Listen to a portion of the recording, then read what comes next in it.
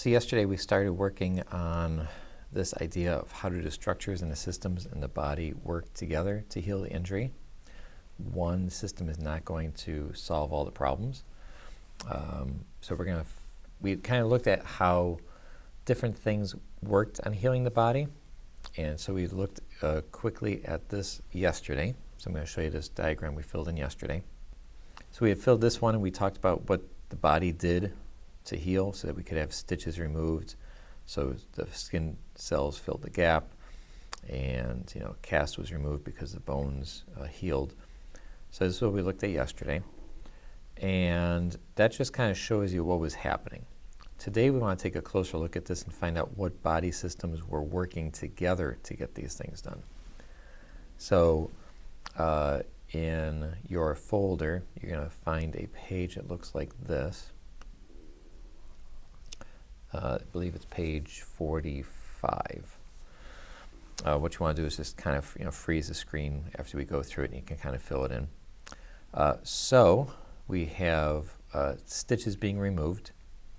So what systems were working together to get that done?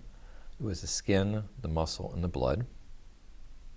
So that's what systems were working together. As to what they were doing, the blood was moving all over the body, bringing stuff to the cells that they needed to grow, like oxygen and food. And then also the skin cells and the muscle cells filled the gap. So the blood was working with the skin and muscle cells to multiply and fill the gap. When we looked at the swelling going away, we know that the swelling was due to more blood, and the skin was the part that was swelling. So was the blood and the skin system working together.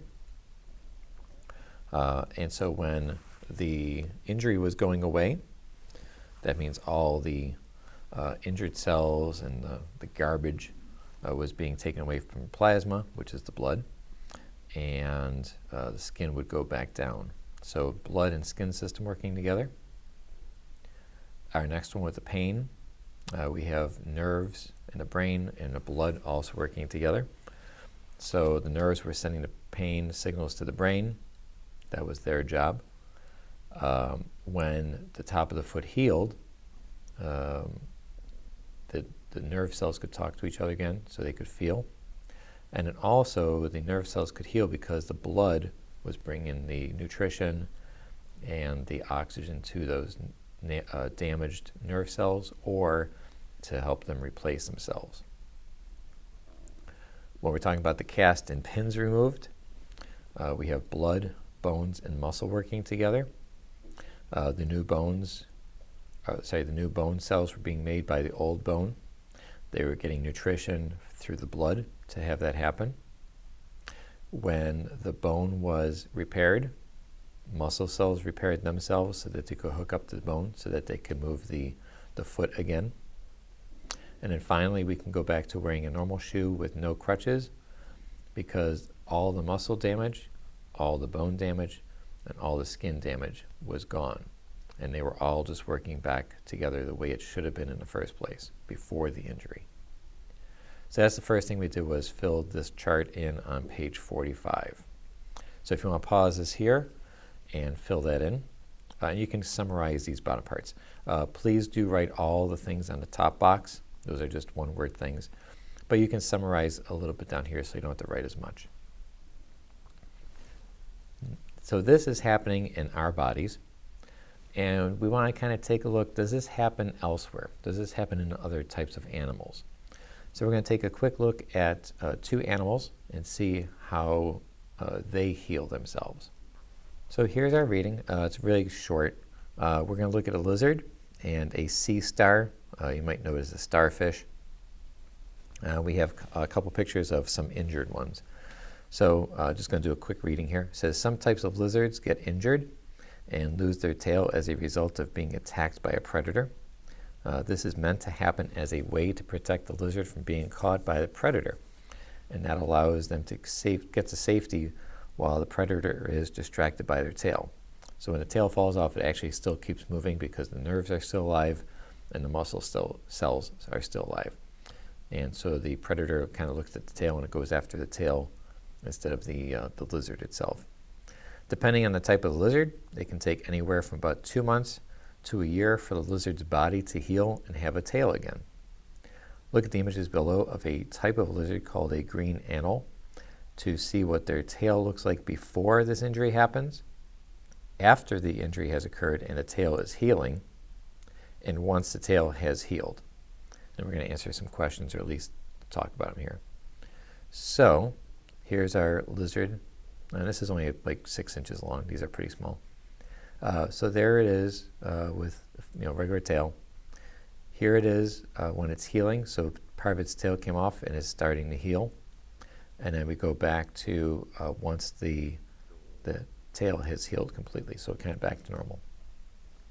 What we want to look at is what is similar to how the lizard heals and how we heal, and how is the way we heal and the way the lizard heals similar and different. So we're just looking for a contrast here. So in class we talked about how some similarities might be it takes time to heal. We were talking about that the cells have to divide and fill the gap again. The blood's going to be needed to bring the nutrients to the new cells. So a couple ideas like that. How it was different. One obvious thing is we can't grow body parts back. If I cut off a finger, it's gone. Versus the lizard can grow a new tail back. So that was one difference. Then we wanted to look at another organism called the sea star. So the sea star is also called a starfish and can also be injured in a similar way to the lizard. A sea star may lose one of its arms if attacked by a predator. Here's an interesting thing. Other times, it can voluntarily shed one of its arms to evade or escape being caught by a predator. So if an octopus grabs one of the starfish's arms, it can break off. Also, what these starfish can do is make the arm fall off. So I'm thinking a situation like this might be, it gets caught in a piece of rope by, from some fishing boat. And the rope is not attacking it, but it has to get away. So what's going to happen is the starfish can just make the arm fall off. Over about a year, the sea star's body is able to heal so that it has the original number of arms. Again, we're going to look at the pictures. So here is a sea star before being injured. Here it is while it's healing. So here's 1, 2, 3, 4, and the 5th arm is growing back. And then we've got our starfish all healed again. So going from normal to injured and healing to back to normal again. Same questions. How is it similar? How is it different? Pretty much the same thing. So it's going to have blood. It's going to need oxygen to make those cells divide and fill the gaps. Again, how it's different. They can grow a body part back that we cannot. If I lose an arm, I've lost the arm for the rest of my life. I can get a prosthetic arm, but that's not a living arm again. So it's a little different. So we can put a fake one on, and it can function like a hand and an arm, but it's not going to be the same thing. So that was where we looked at 2 other creatures. The last thing, and this is the only thing you have to submit for today, you're going to go to Schoology. So let me pop over there now. So in Schoology on the day 20, there's going to be just one question. It's like an exit ticket for class today. So it says, we have learned about healing in the body. So we've been talking about the human body for about 5 weeks here on how it heals. And it says, you just read and learned about how some things heal, starfish and the lizard. Here's the question we're asking you.